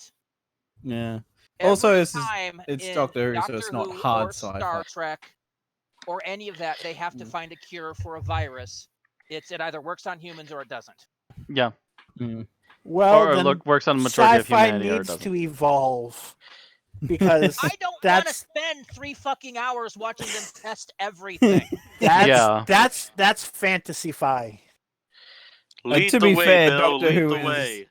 To be fair, Doctor Who is more Write your own sci-fantasy epic. than Like hard sci-fi. at that point, it would so- be more scientific to just say, "Yeah, we're cracking open the heart of the TARDIS again, whispering Bad Wolf into it, and curing everybody." I mean, this is like a show where we've seen multiple aliens that inspired devils and shit. So, you know, Which is I'll let different this than slide. Medical science and inspiring mythology are different. I'll just stick with my Omega Man option. Thanks. I know the science is difficult, and I know they're not going to cover it. At least it's overly mention that it's complicated. difficult and that you don't know if it's going to work, even The after. I mean, to be Problem fair, they The do. answer to that, Bill, is they don't have time. The problem is, no matter how good they cover it, they're going to get some anal retentive person like you, Bill, that goes, "You didn't mention this." Then they need to call a doctor or a plague Well, then, Bill, then scientist why or don't they ever do something. the plot ever? Because they're not going to have time. You like to pay them the $3 million to put a doctor or scientist on retainer. I'm just talking a consulting fee. Make a phone call and be like, Yes, but they'd have to do it for every freaking episode. Yes. Every single episode that ever has Plus- any kind of disease ever. "Wait a second, are you implying that the BBC has no doctor? Like, they have a news They station." can't afford a freaking animatronic bird that doesn't look like They Bingo. they tell the news. If they tell the news, they have to have fact checkers. I mean, this is a show that like melts your brain when it tries to explain how the ozone layer worked in the 60s. So, or like what caused the ice age or whatever the hell. Bill, There's without like some second Doctor story protest that too breaks much. it. I'm watching this to be entertained, not trying to watch a factual freaking medical side. You say you say that as though Chibnall has not been leaning in toward the education a lot more than the entertainment anyway. Yes, and we've been Was it reaming all- him for it. Chibnall's been leaning towards the social justice. Not necessarily. Yeah, that 'cause too. He's still playing fast and loose with the science, and Mhm. he's still playing fast and loose with entertainment. And to be fair, there is like a specific bit before it cures Adam where it's like, well, it's either going to cure you or you'll be dead. So Well, here hopefully we it go. works. Besides, this wasn't a regular medical computer that did this. This was the TARDIS. Yeah, Yeah. there's that too. Hand wavy. TARDIS just duplicated it, but all right, next person. Okay, Thomas. Yeah. Let's get over this before I have to go over to Connecticut and strangle Bill. Man, you're rotted in Connecticut today. Yes. The opening, not the opening scene, but the scene where we first meet the vloggers, because I'm like, how did you not notice all that like, we can see before they do that there's all this plastic shit on that beach or wherever Case in they are. point, you watch as she looks forward and Yeah. Mm-hmm. And it's like, okay, how did you not notice that before she did? Like, that makes no sense. In fact, how did Like- neither of you hear all the buzzing bugs, which we instantly hear in the next cutaway? Yeah, and the smell would have been like they would have been able to smell that. So I would I like don't. to point out Aaron's work is about 6-7 blocks away from a landfill. when can the wind's smell in it. the right direction, we can freaking smell it dropping her off. Mm-hmm. Mm. My landfill over here in Mayville is technically about 2 or 3 blocks away from anything, but there's a road that goes out that end of town, and we frequently have to use it. If the wind's blowing that way, whew. There is literally a town up the road from Aaron's, closer to the landfill. I'm like, how the hell could anybody live here? Everybody in this town must be nose blind by now. Maybe the ones on the outskirts. There's enough wind blockage that maybe that starts to get purified by the time it hits the center of No, town. it's one of those tiny ass towns. You know, where 2 roads meet, and there was basically about 8 families that built houses there. Oh wow, really tiny. Okay, Yeah, nowhere town. yeah. Ugh. Never mind, it stinks. Yeah. They must have yellow filters in their house.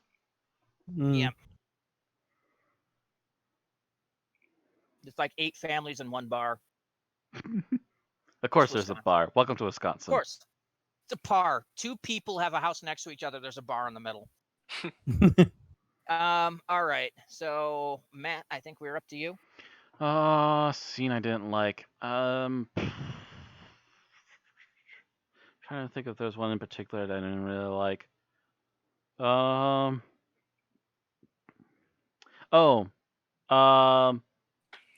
Token black guy death. We just leave the one guy out, Aw. and no one else even watch over him or help him out. Nothing. I'm like, We just I'll leave stay up him here out to and get watch the murdered. birds. I'm like, you are going to die. Yeah, anyone who knows even the slightest bit of tropes is just like, this man's about to die. Would you like to put on a red shirt, sir, before you do that? This man is hiding behind a bush. Sadly, it's the only bush in the field, so we know exactly where he is. Boom. But yeah, it was pretty obvious that when everyone else went inside and he got to stay there and watch the birds, that he was going to be killed by them. Yeah. And they don't even like mention him after that. Yeah, they don't even bother mentioning him after that. They just run from the birds. Oh my God, you killed Kenny, you bastard. Yeah. Granted, I guess by then he would have like turned into the thing and exploded, so yeah, he wouldn't have been remains yet. Dust. But it was like, Yeah, and it turns out that the person that he was working with was an alien plant, but yeah. Tim. Well, Matt sort of took mine, but I disliked it for a different reason. I just thought it was like very callous of them to show him die screaming, then cut to the team completely oblivious to him, to his calling and screaming in the lab, right? You know, it was like, yeah, okay. you think you would have heard it. Yeah. I mean, that wasn't exactly built to be soundproofed. No. And they can generally hear the birds swarming around outside at one later, so it's like, yeah. So you thought you would have heard Aramu scream and die. Yes, horribly. All right, my least favorite scene is when Yaz is talking to the doctor and mentions the fact that the signal also goes to there in Madagascar, and the doctor turns around and stares at Suki. I'm like, seriously, doctor, you should know better than that. Watching your previous selves, you would do better than that. If this had been Chris Eccleston, you would have just watched his eyes harden and steel, but facing away from her. You would have actually seen him like maybe slightly look up to the ceiling going, oh, silently. But you know, the fact is that she basically gives her the tell to go, oh, I've been discovered. Normally a doctor's a little better than that before giving away the clue. But no, she just turns around and gasps and just gazes at Suki in horror, and I'm like, yeah, this is a very hard on her sleeve doctor. Yeah.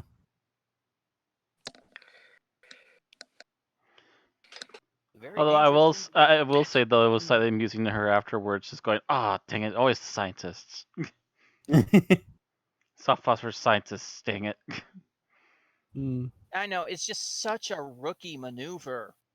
But yeah, it's such a rookie maneuver that I think the Doctor learned not to keep falling for that after about the third or fourth iteration. Anyway, Second Doctor learned the hard way. final thoughts. Bill. Final thoughts. I don't know if I agree about this being subtle, but then again, I just can't not see the similarities between this and something like Birdemic, which just helps, is Bill, less subtle. The term is more subtle than, say, Orphan 55, where you're getting hit over the head with a Yes. hammer. More subtle than a hammer. Still less subtle than a mallet. So Volping hammer. But yeah, that's what else? So yeah, this episode, I'm trying to think in terms of how in what ways I would feel any differently than Orphan 55. I definitely don't have quite that rage of there's not the all of you at home moment, but there is like that one line of all of you at home. I didn't really see it as all of you at home. It didn't break into all you at home. It She wasn't was as actually extreme. legitimately looking at her companions. Right. Yeah, it wasn't as extreme, but I still felt it a little There's much. a minor twinge. But yeah, I don't know. It's not necessarily rage-inducing. I do think that the supporting cast were well written and definitely very interesting, which was definitely an improvement over Orphan 55. So there is that. I guess I don't really have much more to say. All right. Thomas? I enjoyed this episode. It's like, is it the best episode of Doctor Who ever? No. But, for what it is, and generally being a more well put together version of what Orphan 55 was trying to accomplish, which I'll still stand by that. I mean, I gave Orphan 55 a bit of a pass, but again, I was still like, it was still kind of underwhelming. This was generally overall a better episode. The companions all actually had something to do, even if it wasn't like a ton. They all had their little moments, which is better than a lot of episodes in this series. And like just yeah. While there are issues that people could have with it and whatever, it's like I liked it. I don't know if I'd tell people to go out of their way to watch it, but if you're watching the whole thing, then I wouldn't say to skip over it. All right. Matt? All right. Some of the visual effects are a little bit chintzy. The acting actually is pretty good for the most part, and although the companions still feel like they didn't get to branch out as much as they could, they at least got to do something. The side characters are actually really well written, which seems to be a periodical thing this season, which is a little bit odd. But overall, I do worry about one thing about this episode, which is that it's apparently very forgettable. It took me a while to refresh my memory coming back to this one for today. Anything else? I think that about covers it. All right, Tim? I just love the way this episode introduced like the relationships between its side characters in a way that wasn't like it didn't feel exploitative of like any parts. Like sort of like but it didn't like feel it never felt like it was milking any of the ideas. I do think this is a better episode than Orphan 55. In as so as like it didn't like crash into the wall. but there were times when it veered dangerously close to the wall. I felt. And I noticed that along with giving Yaz trying to make something of Yaz, it also tried to add even more things to Ryan and Graham with the whole giving Graham the human mentor role, and then this thing here, Ryan, you do the autopsy. Is oh, I guess that's the thing Ryan can do now. Oh, he said it was going to be pretty badly cut up, and the doctor's like, "That's all I need," and he's like, "Okay." Yeah, it was kind of like, you've done this in science class. Yeah, I remember doing that kind of stuff in science class. I remember actually opted getting out of it in nauseous science doing that kind of class. stuff in science class. I've actually opted out of it in science class, and I'm happy I did because somebody forgot to remove the rats from the window over the weekend. Mm. What a fantastic smell they found! I have worse stories than that, but not for this. All right. Were you done, Tim? I was done. All right. So my thoughts on this is, like the others, I agree this is better than Orphan 55. This does not make it the greatest episode, but it has its points. In general, the companions seem to be better written than they have been in recent episodes. The side characters are written and more authentic than we've seen in a while. I dare say that the Doctor actually felt like the Doctor more than usual today for this episode. Yeah, there were particular scenes that really were Doctor indicative. Mm-hmm. The writing seemed okay, but a bit preachy. Just not as over-the-top preachy as other episodes. Special effects were poor. And costumes were modern, so it was just, off-the-rack stuff, so not that hard. Kind of a middle of the roadie. Maybe a little bit better than that. Actually, I will say I'm middle of the road with the visuals because while the crows were awful, the transformation before people turned to dust was actually kind of well done. All right. Ratings, Bill. I don't think I like this enough more than Orphan 55 to give it a higher rating. Just thinking it over, so I'm going to be going with a 3.0. Jesus, Bill. One was bumped up by the horror scenes, the other is bumped up by the supporting cast, but yeah. Thomas? Well, I like this more than... I mean, I was one of the more generous ones for Orphan 55, but I am also going to go... I'm actually going to go slightly higher. I'm not going to, I'm not going crazy, but I will give it a 4. Okay. Matt? I'm actually with Thomas at 4. Tim? Yes, I shall give this a 4. Let's see. I gave Orphan 55 a 3.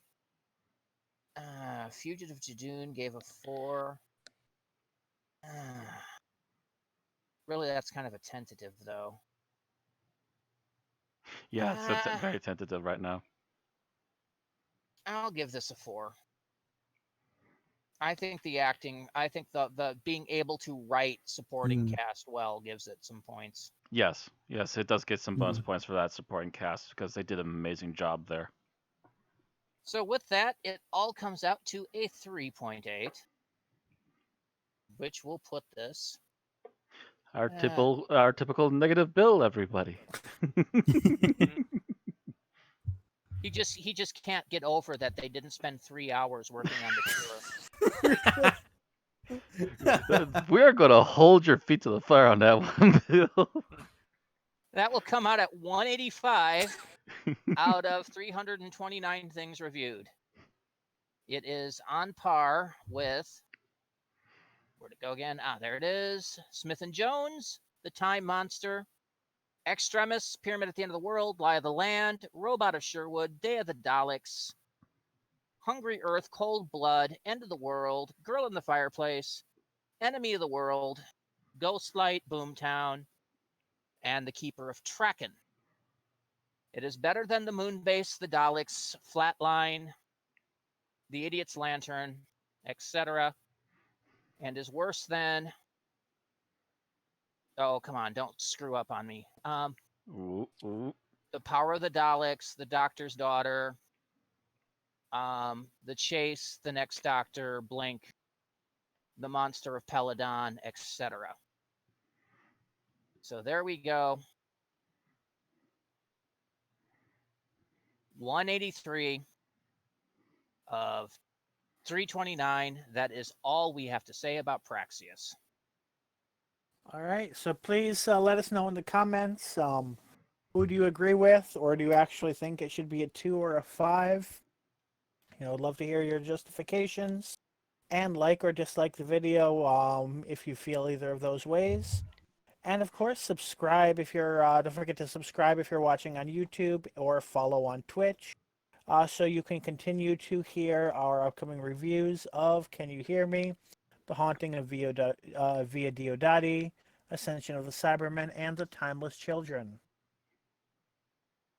All right, so next week we continue our coverage of Series 12 with the creatures from the TARDIS team's nightmares, chasing them through space and time in Can You Hear Me?, written by Charlene James and Chris Chibnall, and starring Jodie Whittaker as the Doctor, Bradley Walsh as Graham O'Brien, Dawson Cole as Ryan Sinclair, and Mandeep Gill as Yasmin Khan. See you next week. If they were after Bill, he'd have a nightmare about medical inaccuracies.